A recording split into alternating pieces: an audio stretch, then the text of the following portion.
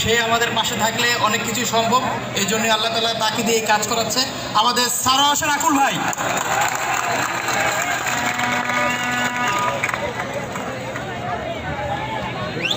জনাব সারোয়ার হোসেন আকুল, যিনি বাংলাদেশ টেপ বল ক্রিকেট বোর্ডের প্রথম প্রেসিডেন্ট। কংগ্রাচুলেশন, একটা জোরে করতালি।